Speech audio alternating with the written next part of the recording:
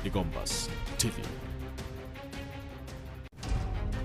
Tuduhan ijazah palsu perlu dibawa ke ranah hukum agar semuanya jelas dan gamblang. Bagus seorang pelapor harus membuktikan juga ijazahnya yang kita pertanyakan. Joko Widodo tercatat di Universitas Gadjah Mada dan Joko Widodo itu lulus. Selengkapnya dalam Rosi, ijazah Jokowi dipersoalkan lagi.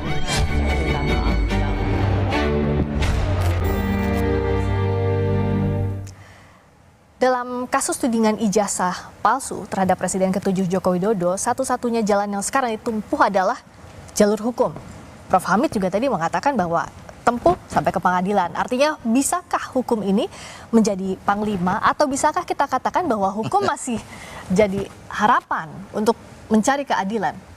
Begini, Anda sendiri yang suka memuatkan di media. Sekarang terjadi mafia hukum kan? Pada tahun 80, saya mengambil satu mata kuliah namanya Hukum Dagang di Fakultas Hukum, mahasiswa. Hampir saya tidak sarjana hukum gara-gara hukum dagang. Ribet saya pahami itu. Setelah 40 tahun, usia saya sekarang segini, ya, saya berhadapan satu kenyataan namanya dagang hukum. Tetap saya tidak bisa memahami. Saya tidak bisa memahami itu hukum dagang. Sekarang saya tidak bisa memahami dagang hukum. Dan terjadi. Ya kan?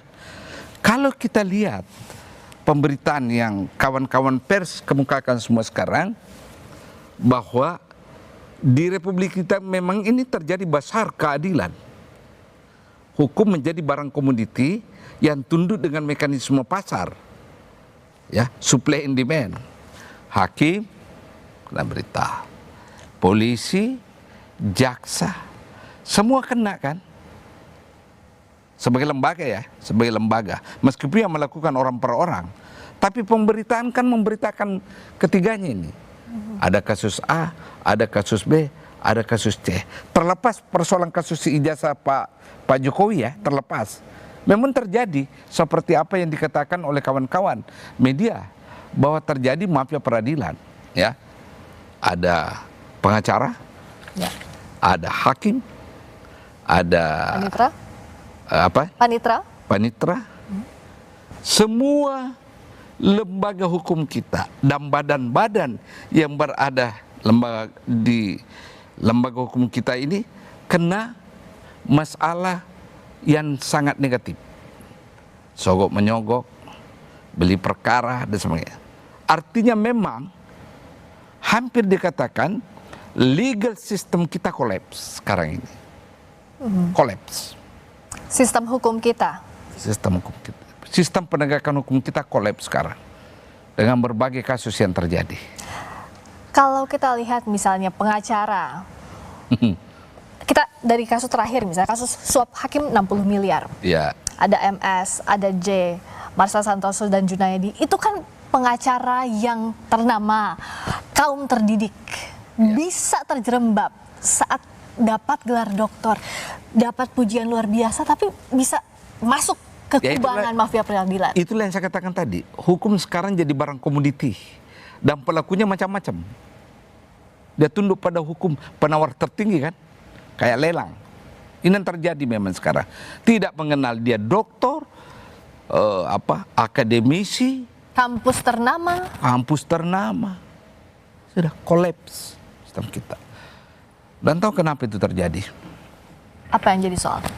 Saya berteori sedikit ya. Ada orang yang bernama Lawrence Friedman mengatakan kalau Anda mau lihat hukum berjalan atau tidak, 3 hukumnya itu sendiri. Buat saya tidak ada masalah ini. Tetapi strukturnya negara, lembaga-lembaga negara itu yang kita percakapkan kan, mulai jaksa, polisi, belakang ini hakim banyak disorot ya, dan kultur itu banyak tabiat masyarakat kita. Tapi tabiat masyarakat kita yang tidak taat hukum itu karena pengaruh struktur, pengaruh kekuasaan yang ada. Dia hanya mengikut. Untuk bangsa Indonesia, masyarakat kita itu kan masyarakat yang mengikuti panutan kan. Kalau di atas berlaku curang, jangan pernah mengharap rakyat ini tidak curang. Beda di masyarakat lain. Kalau toh pemimpinnya curang, mereka tetap tidak curang. Kalau kita cenderung ikut pemimpin ya. Kalau pemimpinnya neko-neko, ya masyarakatnya, kita ikut pemimpin yuk. Neko-neko, kultur masyarakat kita ditentukan oleh panutan. Apa bisa beban itu dibebankan ke pemimpin semuanya? Faktanya seperti itu. Faktanya seperti itu. Mau bikin apa? Itulah sebabnya kenapa filosofi kita kan selalu mengatakan apa? Ingarso sung tulodo kan? Kita ikut pada keteladanan. Persoalan penegakan hukum dengan masyarakat, bentuk masyarakat Indonesia adalah persoalan panutan. When the leader is good, maka kultur masyarakat kita juga adalah good. Nah, kalau kita balik lagi ke sistem peradilan, orang-orang yang ada di dalamnya, tadi Prof. Hamid sebutkan ada hakim, ada pengacara di sana. Iya. Dari kasus-kasus terakhir misalnya, biasanya kan pengacara itu dan panitera ini jadi pintu masuk.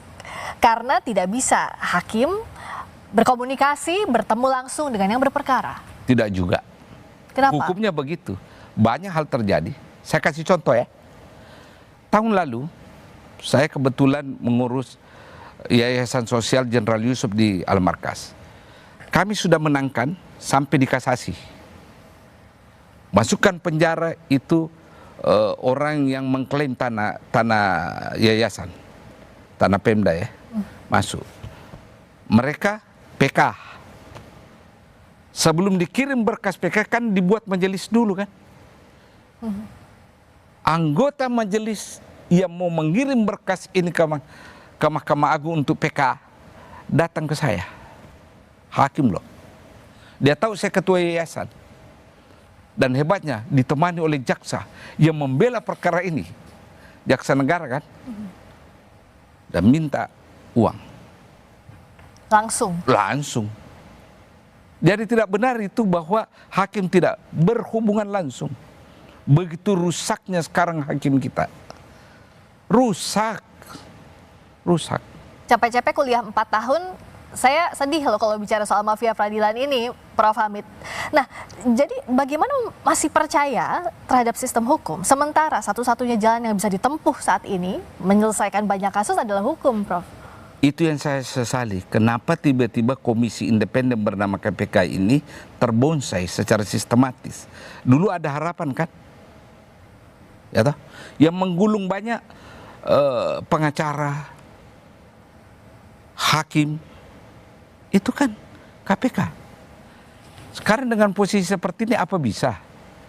Ya, kalau Anda tanya saya, jujur, kalau saya Presiden Pak Prabowo, kesempatan sekarang menjadi pemimpin, menghentikan semua ini.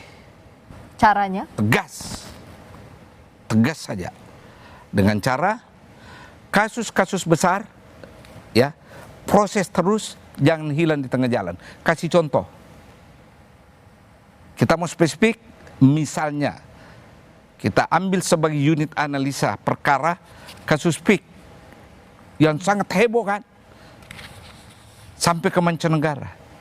Teruskan, panggil pemiliknya. Jangan hanya receh-receh manajemen dipanggil, pemilik, supaya orang tahu. Oh, memang serius Presiden Republik Indonesia ini.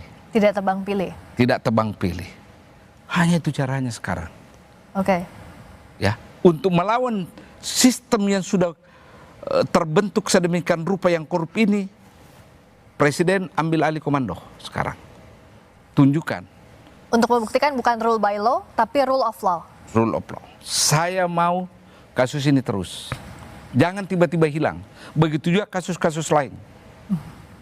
Sehingga hakim tahu bahwa Presiden Republik Indonesia, pemimpin tertinggi kita ini tidak main-main. Ya. Kalau tanpa dengan itu, sudah. Ini sudah jadi sistem kebobrokan hukum kita ini. Jangan sampai eksekusi hukum kita. Oke. Law enforcement kita sudah bobrok sekali. Ya. Penegakan hukum tidak boleh The tebang pilih. president must be determined untuk eksekusi dengan kasus-kasus, mulai kasus besar, Oke. go all the way down until the end. Jangan tiba-tiba hilang, karena begitu hilang semua akan mengatakan, ah gampang, kita tidak diapa-apakan kok. Mulai pengacara, aparat birokrasi, hakim, dan sebagainya dan seterusnya. Karena begini ya Friska, ya. Jaksa berbuat A karena dia bilang, ah polisi kan sebagai penyidik juga begitu. Oke. Nah, hakim yang berbaju hitam, masa kalian saja yang dapat, kami enggak? Lalu pengadilan negeri, pengadilan tinggi. Jangan sampai jadi lingkaran setan dan tidak ada ujungnya gitu ya Prof. Dan sekarang mafia peradilan tahu nggak modusnya? Dia tidak peduli kalah di pengadilan negeri, kalah di pengadilan tinggi. Dia tunggu level kasasi supaya kurang uang keluar. Ya. Dia bom di level kasasi. Itu yang terjadi. Ya. Ya Oke, sekarang ini. Jadi hukum harus tegas, tidak boleh tebang pilih. Oke gas, jangan omong-omong doang gitu ya. Ya. Prof. Hamid Awaludin, terima kasih sudah bersama di program Rosi. Makasih. Selamat malam. Malam. Terima kasih Anda telah menyaksikan program Rosi. Saya Friska Clarissa, kita jumpa lagi Kamis depan. Tetaplah di Kompas TV, independen terpercaya. Selamat malam, sampai jumpa.